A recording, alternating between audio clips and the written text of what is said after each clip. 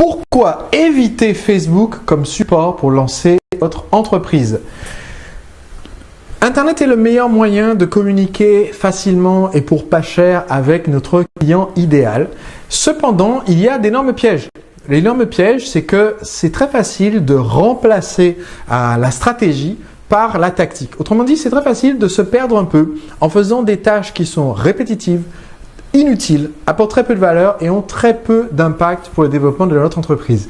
Les réseaux sociaux, que certains aiment à appeler les médias sociaux, en sont un bon exemple. Passer du temps à aller personnellement ajouter plein de gens comme amis sur Facebook, à essayer de rejoindre des groupes pour pouvoir faire sa publicité, à poster des commentaires sur des pages Facebook, mais aussi faire la même chose sur Instagram, YouTube, Pinterest, Twitter, Snapchat et autres outils, c'est pour beaucoup d'entrepreneurs une perte de temps gigantesque parce que ça ne vous permet pas de générer une audience suffisamment grande pour justifier du temps que vous êtes en train d'y passer. C'est pourquoi je recommande quand on lance son activité de commencer par des partenaires stratégiques, des entreprises qui ont déjà une grosse audience et qui vont faire votre promotion. C'est l'équivalent du marketing d'influenceurs dont on parle pour les réseaux sociaux. La différence, c'est que vous n'avez pas de sous à avancer en amont.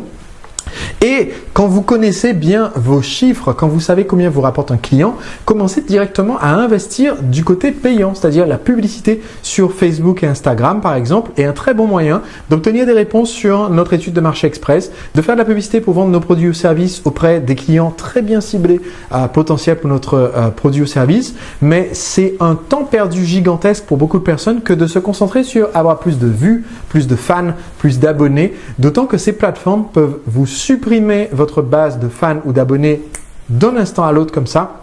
Et donc, le seul moyen d'acquérir une ressource solide, c'est d'amener ces personnes à sortir de la plateforme, à vous laisser leurs vraies coordonnées, adresse email, numéro de téléphone, adresse postale, au moins l'adresse email, et d'utiliser ces vraies coordonnées pour recontacter les personnes et faire le suivi et être sûr donc d'en faire par la suite des acheteurs. Quand on vend de la création de sites web, peut-on éviter d'avoir un site web soi-même? Ça peut sembler paradoxal comme question parce que Monsieur tout le monde dirait non mais si vous vendez des sites internet, c'est essentiel d'avoir sa propre vitrine, son propre site internet qui soit parfait, optimisé et à l'image de ce que veulent les clients.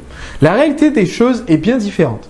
Ce qui fait qu'un client va vous faire confiance et décider de vous acheter une prestation, que vous soyez prestataire pour faire un site web ou pour tout autre type de prestation, graphiste, vidéaste, copywriter, ce n'est pas en fait la qualité du travail que vous avez fait pour vous-même, c'est pas la qualité des chaussures du cordonnier, c'est la qualité des chaussures que le cordonnier a livrées à ses clients précédents. Autrement dit, si vous êtes une agence web, si vous êtes un designer, si vous êtes un vidéaste, si vous êtes un copywriter, au lieu de passer beaucoup de temps à générer, à être votre propre client, je recommanderais plutôt de se constituer un portfolio, quitte à travailler gratuitement pour les premiers clients ou travailler pour les premiers clients seulement avec conditions de résultats. C'est ce que j'ai fait quand j'ai lancé mon activité lemarketeurfrançais.com en travaillant d'abord en tant que consultant, en aidant Olivier Roland, Aurélien Macaire, David G à lancer leur activité à partir de zéro. Et en fait, personne n'est jamais venu me dire Sébastien, je t'aurais bien pris un consulting, je t'aurais bien pris une formation, mais ton site internet à toi il est tout pourri, alors que les sites de tes clients sont vraiment super. Non, parce que quelqu'un qui voit que les sites de mes clients sont super, il s'arrête là, il veut être client, donc ce qu'il veut c'est lui-même avoir son site super. Si j'étais agence de création, celui qui veut un logo, il va vous voir en regardant les logos de vos clients, pas votre logo à vous. Donc, vous pouvez très bien continuer pendant des années sans avoir vous-même la ressource en question.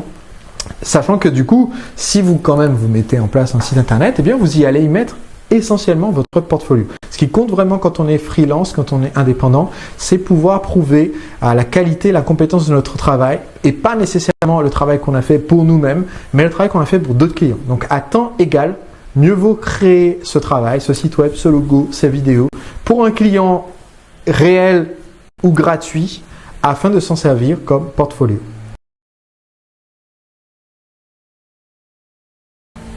Une entreprise doit-elle toujours innover pour réussir? Au démarrage de notre entreprise, il nous faut un facteur qui va être différenciant par rapport aux concurrents. Le problème, c'est que si votre facteur différenciant marche et marche vraiment bien, eh bien d'autres personnes vont vous le copier. Donc, même si vous avez démarré directement avec une longueur d'avance, vous risquez de vous retrouver rapidement à se faire rattraper juste parce que d'autres personnes un peu moins créatives que vous se seront remises à égalité. Vous avez fait évoluer le standard du marché. C'est une bonne chose et une mauvaise chose. Donc, est-ce qu'une entreprise a toujours besoin d'innover? La réponse est non. Il n'est pas nécessaire d'innover tous les processus de l'entreprise. Une fois que certaines choses sont posées et que vous avez la procédure qui explique comment on fait telle ou telle action et que ça fonctionne, eh bien, vous devriez vous en contenter.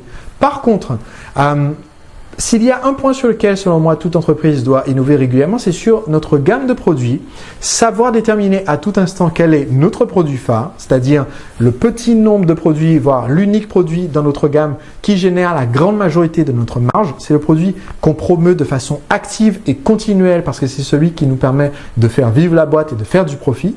Et en même temps, régulièrement, il faut en fait faire des expériences pour tester des nouveaux concepts qui vont venir challenger notre produit phare. Donc, c'est très important d'avoir tout le temps un produit challenger qu'on relance régulièrement, au moins une fois par an. Proposer un produit challenger pour tenter nous-mêmes de détrôner notre propre produit phare et donc augmenter les chances qu'on garde cette longueur d'avance sur la concurrence et ne pas attendre que quelqu'un d'autre détrône nos produits.